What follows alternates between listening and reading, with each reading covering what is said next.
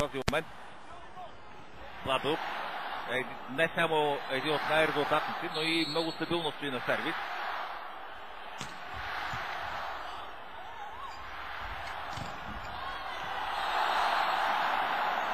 Това блокадата, успех за китайците, 15-16. Домакините играят в всеки матч, като за последно.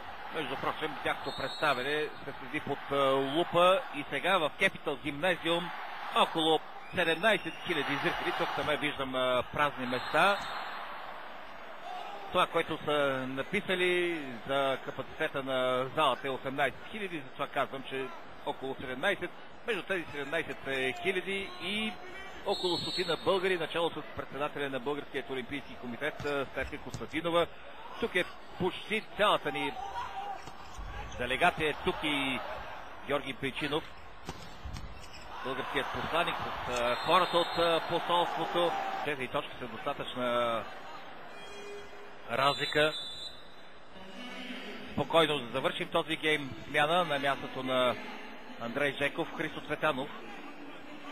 Тактическа смяна. Христо, знаете, че играе като център. Сега влиза на мястото на нашия разпител заради блокадата. Владо Николов. 24-20.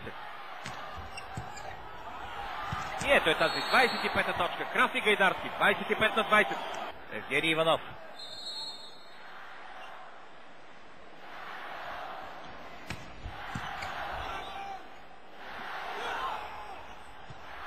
Аут! В желанието си да избяга от блокадата. 19-23. Суи Шъншън. И отново в Салфаров. Казийски. 24-19. Спокойно. Отиваме и към затваряне на този гейм. Смяна в отбора на Китай. На полето си завръща Шен Цюн, капитана на Дум.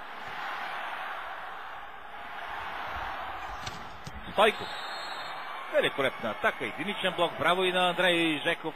Използва тръгването на Евгений Иванов. Останал 14-10. 14-10. Това е втората успешна блокада на Матей.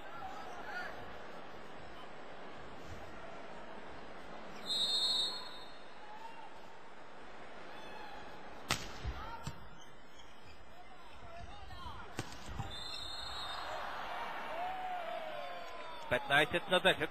Грешка при атаката на китайците.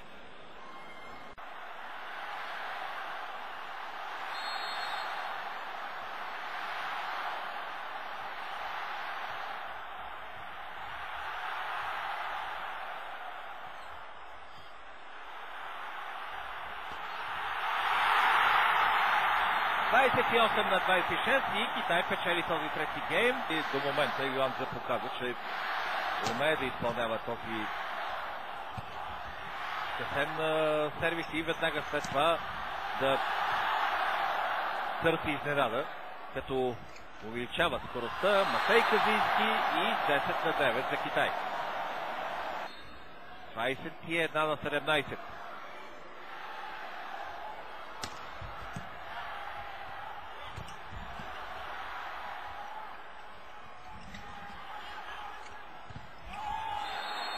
И 2-17. Да се надяваме, ще даде достатъчно